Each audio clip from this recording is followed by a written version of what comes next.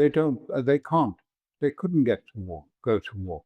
I mean, there isn't the money. The armories are empty. France and Britain, I mean, clearly don't have the means. Europe cannot produce, if you like, the manpower. For a war with Russia, you're talking about an army of 1 million or so. That's 1.5 million. I mean, this is not feasible. There is no money, there is no people, and there is no, if you like, nothing in the armories of Europe. It's just not practical. There are two other things that affect it. Is one, that Europe, young Europeans, in my view, are just not culturally thinking about going to war or wanting to go to war. They're more interested in what's going on in the soccer, or else, the latest fashion and what to wear and now. But they're not culturally adjusted to war.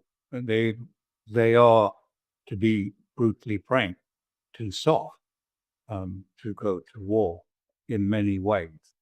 And I think by that I mean psychologically, so not necessarily physically, but when you look at how many people have problems, mental problems in Europe, in Britain, it's 1 in 5 people who are out of work claim to be from depression or some sort of mental anxiety. So the last reason, which I think is it was an old saying, a Chinese saying, that this wise man went to the emperor and said, "What are the things you need to wage war, emperor?"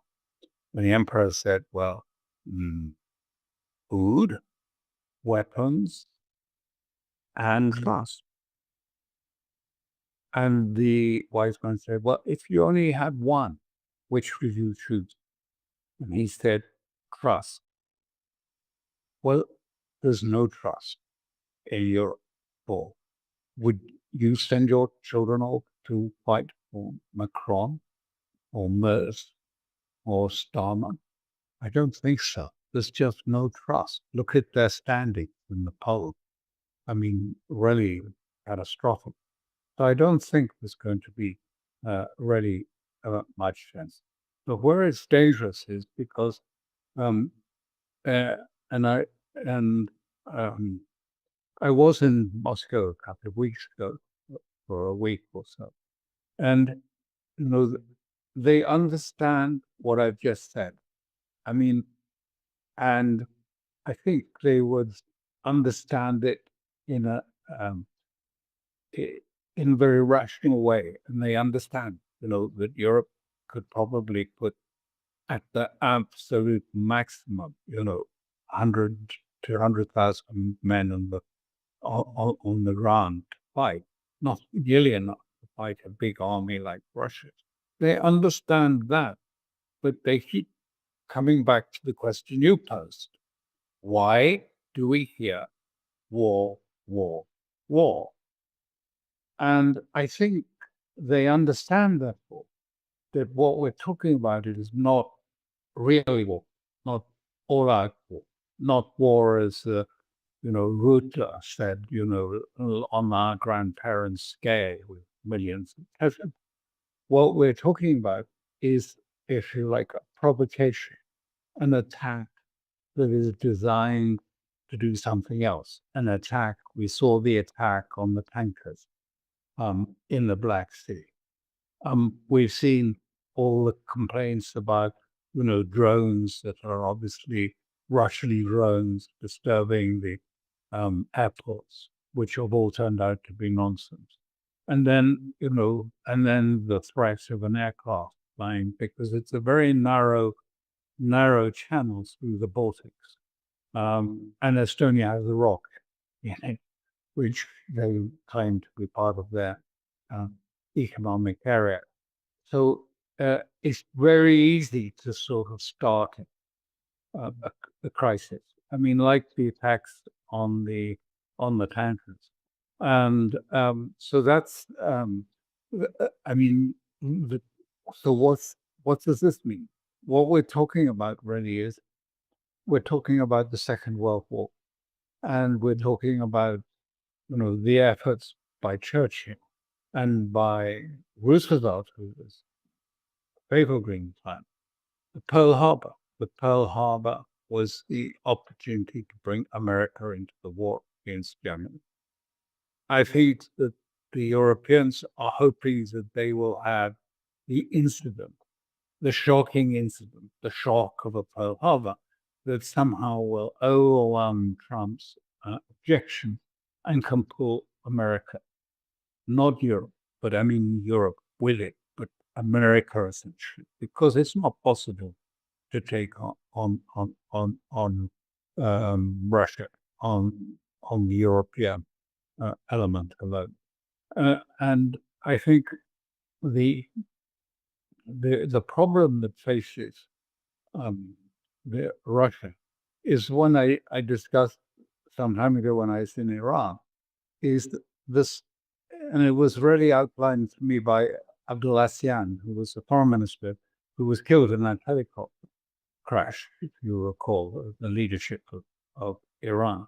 And he was saying, and he was arguing that Iran had a very fine line to tread between um, deterrence and diplomacy. And you had to get it right, because if you did too much deterrence, you could provoke an aggressive response. But equally, if you did too much diplomacy, this would be seen as weakness and would result in a military response to exploit your weakness. So he said it's very fine. And I think, this is the debate that Russia has to have. Are do you immediately go up and threaten nuclear? Or do you find a sort of intermediate stage that you can go up the escalatory ladder, step by step, without having to go? You can go straight to the top and say, well, if this goes on, if you go on attacking our tankers in the Black Sea, we're going to use nuclear weapons or something like that. But I don't think Russia wants to do that. And I don't think Iran wants to in the same conflict. But it is a difficult balance. So we saw Putin doing that, I think, very clearly. And he said, if this continues, our first response will be to attack the ports of Ukraine in the Black Sea, and we will destroy those. The second stage to this is is that we will cut off Ukraine from, it will make it landlocked. We'll cut it off entirely from the Black Sea. And the third stage, which we would be reluctant to do, which would be to reciprocate to those Western states that we believe are behind these attacks on our shipping. So they are seeing going up in a very carefully constructed ladder. Now, what this brings into play, of course, is the deeper meaning of Trump's NSS, because for me, I think when you read it, it signifies a shift in the sort of thinking about war, a shift away from what you might call, if you like, the big symbolic military projects, the nuclear aircraft carriers, and towards a conflict which is designed to, if you like, prevent the alternative symbol, structure, and architecture of the alternative system to come into being. In other words, to determine what is next. Who is going to determine what is the system that comes next? Is it going to be Chinese type system, Russian type system, or is it going to be the free trade system of Adam Smith and America. And it was very interesting in the NSS. There was actually a reference to this. There was a swipe taken not just at Europe, but also at the free trade. Said this is what had undermined America and made it dependent on debt, the free trade system. And there was a sort of a glancing reference to the American system. The American system that was really a different system that was in the 19th century. And it attracted Trump's sort of comments because it was about tariffs, about protecting industries, about using a system to, if you like, protect yourself and get your industry to grow. And that is impossible to deploy in America. I mean, Trump can say it was a good system and it if you like, validates tariffs. But to actually go to it would take 20 years. I mean, this is what Russia did from 2007 after the Munich conference, changed towards, it wasn't an American system, even though for 150 years it had currency in America. It was the system of Friedrich List and Sergei Wittgenstein, principally a very different one, not of an open economy, but of a closed economy with a small trading section. And this is, I think, going to be the struggle now, because China really has demonstrated that the alternative architecture works. I was in China for a week earlier this month, and it is really striking what they succeeded in doing. And it's not, I think, properly understood. I mean, not only in terms of industry, but what they have done is, first of all, they saw what was happening to Russia.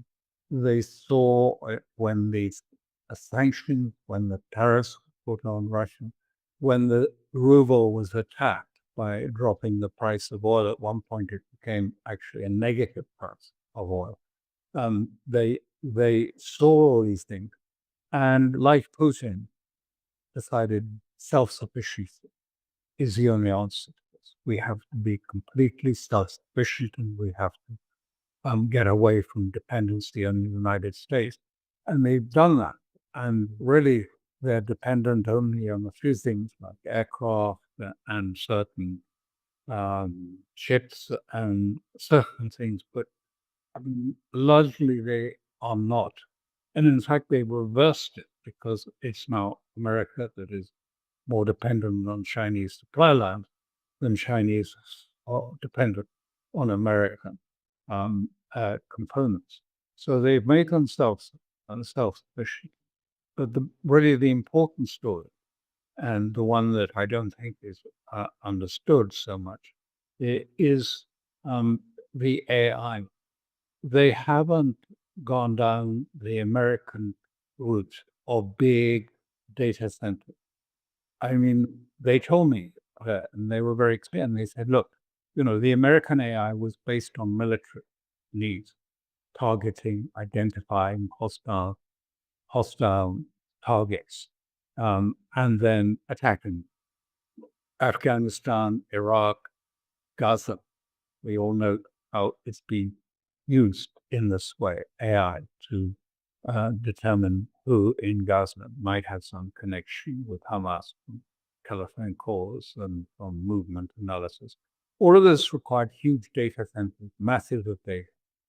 And the Chinese say, but what are the Americans going to do when they got all the data?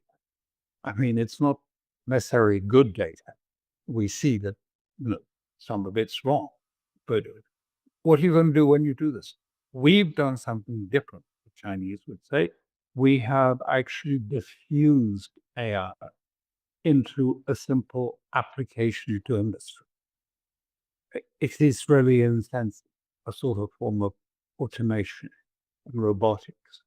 and that this has transformed industry. I talked to one very large industrialist who had many factories, and he was telling me, you cannot imagine how a simple application of AI at the practical industrial level, not of the big data center, not as the big compute start level, has changed it. He said, for example, I took, I've had many factories. If I take one which, say, as an example, which employed 2,000 people last year, it's deploying 200 this year. He said this is the scale of the technical shift that is taking place. Of course, one implication of that is Chinese unemployment. But as their growth was at about 6% in China in the last quarter, he was confident that most people will get jobs. But but really the shocker was when he said, what this has done for China is we actually have price deflation because our industries are now so much more efficient and competitive. We are moving in a path of price deflation. And you, the West, are in inflation cycle. And beyond it, the meaning was obvious. How does the West sell to China when it's made such a huge change in its competitiveness? I don't see how it's going to be possible to do that. So they are in a very strong position, and I think feel quite confident in that position. So when you look at that, they look again at the West and its huge investment of AI, and they say, we believe there was a big gathering and discussion about AI just before. Well, I said just before that, and the gist of it was really a sort of sense that the West has got this totally wrong. They'll never have the revenue from these big data centers. We can see that, obviously. They're not going to get the revenue to justify this expenditure. And what you're doing in the West with this is actually you're starving a small factories, small businesses of the investment, because all of the debt is now being pulled and all the money being channeled towards, the magnificent step up, the big AI giants of the United States. But you don't have revenue. And the point he was making, industrialists said, look at me. I mean, I put, if you like, diffused a sort of working level AI, and I have revenue. I'm selling more. I'm selling across Asia and to Europe. So I have real revenue that I can identify from AI. You don't have revenue. And the other striking thing is that they've created a whole financial ecosphere around it at a different level, so that you have, everything is run by the apps and things that, and Western apps don't work by and large. But you have something like WeChat. It has more than 1 billion Chinese using it, 1 billion, and Alipay also, because sometimes they overlap. So they have financial sphere, and of course AI is being, through Alibaba and the Amazon of China, sort of being brought into this process too. So they're going to get revenue in both ways. And they're going to get revenue because they've gone down the route of a different form of AI, which is open source, and other states can use it. And it's much more adaptable, and it's simpler because it's not based on huge, mega, giant hangars full of computers, as in the Western system. So we're in. So this is the main. This is the, if you like, the great achievement, self-sufficiency. They have got a highly competitive position. It's they are they have the leverage, and we've lost it.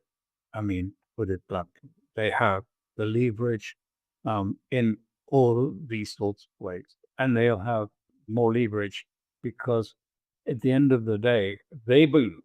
I'm not an expert in AI, but they strongly believe their approach to AI is going to be the one that will dominate across Asia and across the BRICS, and the Western one with its heavy burden of data and sensors will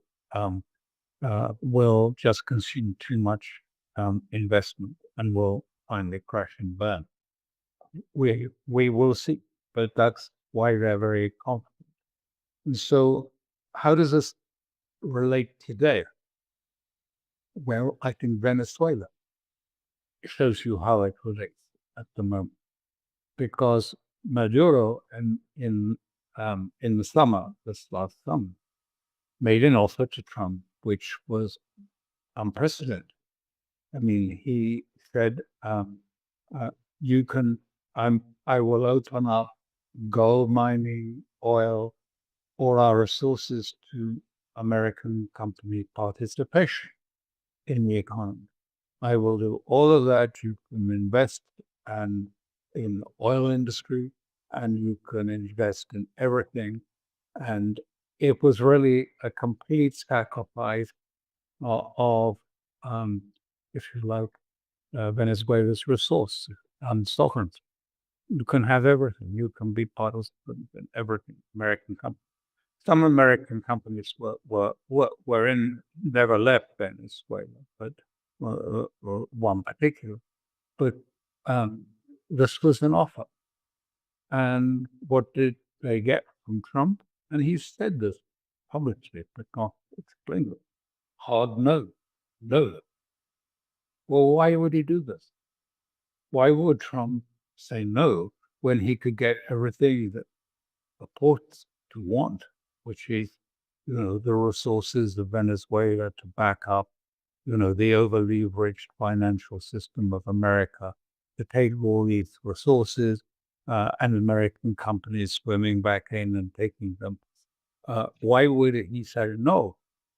And the answer, I think, is that actually also written in the NSS, where they state we're moving to an era of zones of influence, if you like, areas of influence. And in the NSS, it's clear that Latin America and the Americas as a whole are going to be America's sphere of influence. And it's going to pretty well take them. I mean, it's going to be part of the United States interest. And and the rest of it, Europe and Asia and the Middle East, is to be franchised out to allies in various places, and with a fee for the franchise operation going to America, the money that they were required to pay their gas.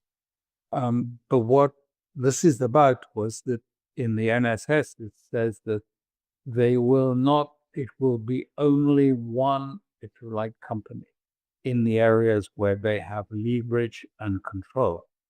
America, this paragraph says, and we will push out any infrastructure that belongs to another power.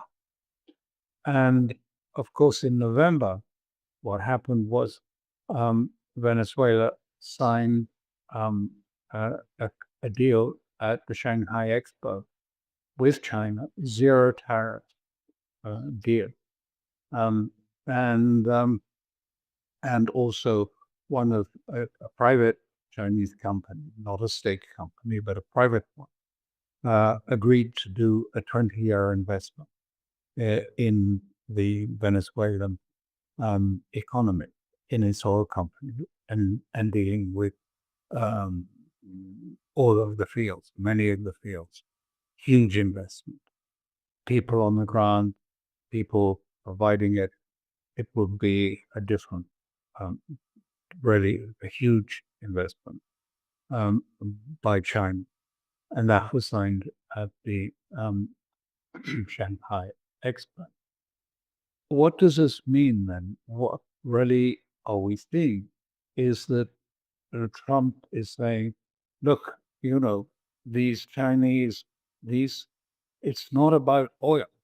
Oil is fungible. And he said no to the deal Maduro offered. He said, no, sorry, I'm not going to do it. Instead of which he assembled a flotilla of ships. What he's saying is, we are not going to have this infrastructure. The infrastructure specific in the NSA. We will not allow the infrastructure of others in our spheres of interest. We're not going to have Chinese loans. We're not going to have, if you like, Chinese tech.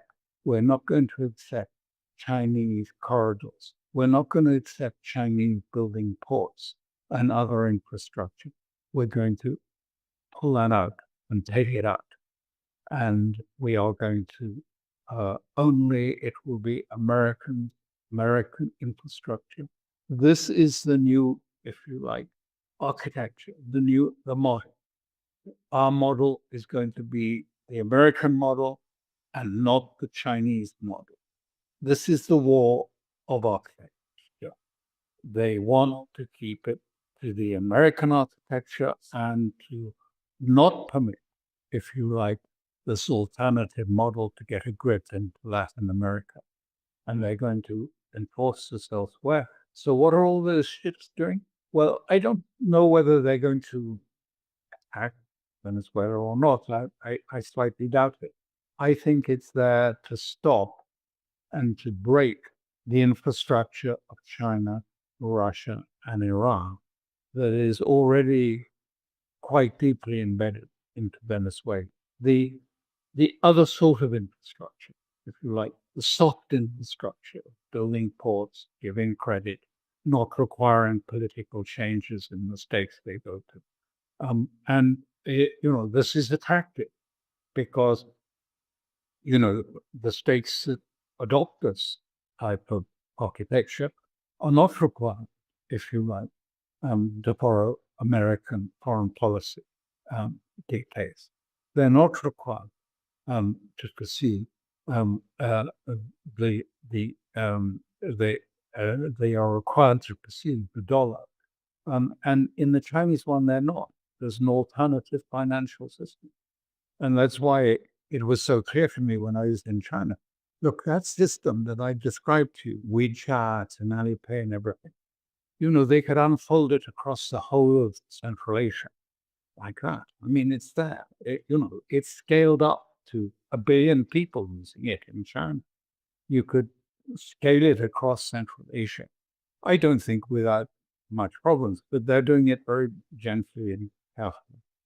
So this is, I think, the next phase of the conflict. Not so much the mega, symbols, aircraft carriers and, all of the paraphernalia of the old war. But how do you stop and how do you ensure what is the next economic model for the world? Is it going to be the, if you like, Bretton Woods model with all this coercion, the IMF, World Bank, use of the dollar hedge fund, or do you go to a Chinese one and with its different systems of payments, different systems of operating, different understandings of how an economy is actually to be managed to produce the wealth of the people, not to be a servant that the markets, if you like, dominate the economy but the markets are the servant of the government, not the dominant part. We'll have to see, but I think this is going to be the struggle next in this period. And so what happens with Venezuela, I mean, could be very serious, because I don't think China is just going to say, oh, okay, well, fine, and walk away, because this is going to be very symbolic for the future, very symbolic for BRICS, very symbolic for what other countries will look at and say, well, this is important. So that's where I think we're heading to this sort of, if you like, different type of war. Because Trump is trying to, he said it first of all at his speech in Riyadh, but he said it, it's written in the NSS. He's trying to move towards transactional business geopolitics, geopolitics based on business. I mean, what does that mean? Well, I think in terms of Ukraine, we see very clearly that Witkoff and Kushner and now BlackRock are involved, are trying to devise a system where everybody, gets a piece of the cake, gets the financial, the reconstruction of Ukraine, whoever finally pays for it. It will be divided up so that the sort of stakeholders all can get a piece of this action one way. I mean, it's a very, we can all guess the origins of this. Is exactly how real estate is managed in New York. You've got a piece of land and maybe someone who's going to prevent you from building a big tower there, got another piece of land and you want to, pay off that stakeholder, and the other stakeholder will be the, the local authorities and so on. So you build a sort of structure where everyone gets a bit of something, and then it can be done.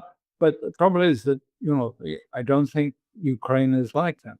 I mean, that it's not, yes, there are financial interests. We know that money it's a boondoggle, like Afghanistan was, with money going, taxpayer money goes to this, to Ukraine or whatever, and some of it somehow circulates back in terms of campaign donations and other forms, and it's the same in Europe as well.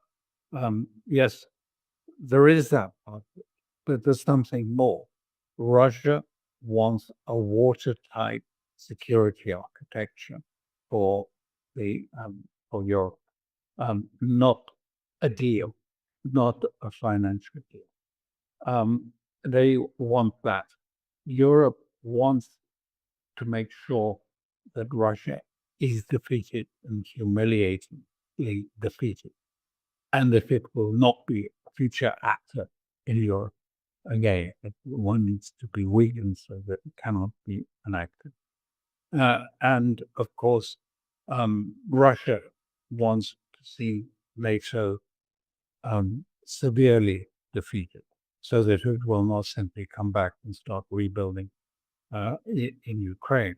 So you have, the Trump business approach taking place.